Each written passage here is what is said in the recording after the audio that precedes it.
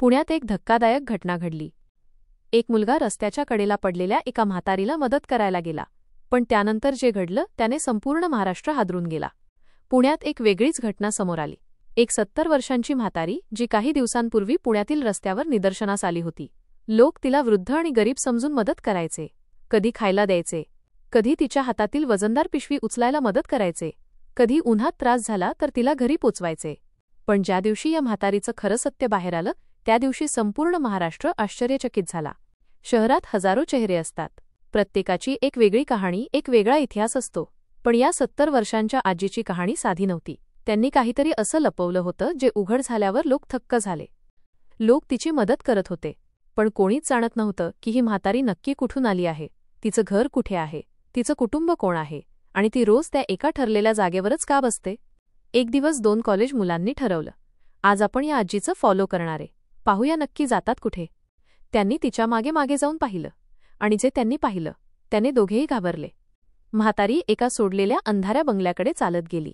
आत दिवे नाहीत, खिडक्या तुटलेल्या, आणि रात्रीचं वातावरण भयंकर शांत। मुलं दाराजवळ लपून उभी राहिली। आजीने आत पाऊल टाकलं आणि दार आपोआप धाडकन बंद झालं। मुलं घाबरून मागे सरकली, त्यांना काहीच समजत नव्हतं। एक म्हातारी रोज रिकाम्या भीतीदायक बंगल्यात का जाते? दुसऱ्या दिवशी त्यांनी पोलिसांना सांगितलं। पोलिसांनी रात्री बंगल्यावर रेड टाकली, आणि तिथे जे दिसलं ते खरंच अंगावर काटा आणणारं होतं। आजी एकटी नव्हती। पोलीस आत गेले। टॉर्चच्या प्रकाशात समोर जे दिसलं ते पाहून सगळे थबकले।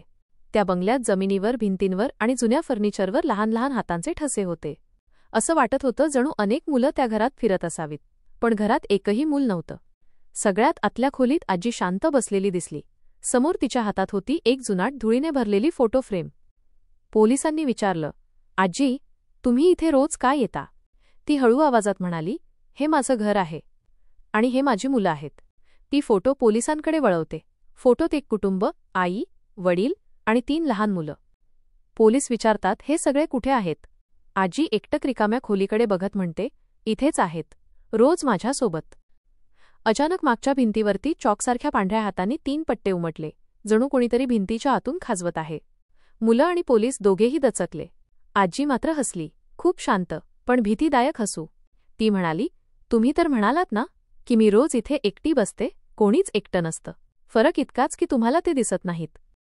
टॉर्चचा प्रकाश हलला, आणि क्षणभरासाठी खोलीत 3 लहान मुलांची सावली दिसली, आणि क्षणात गायब झाली। त्या दिवसानंतर ना ती आजी परत त्या जागेवर दिसली, ना कोणीतरी त्या बंगल्यात जाण्याची हिंमत केली। आणि लोक म्हणतात, त्या घरात अजूनही 3 छोट्या पावलांचे आवाज येतात। तुम्हाला काय वाटते? काय असेल तिथे? कॉमेंटमध्ये नक्की सांगा, आणि लाईक, सबस्क्राईब करा।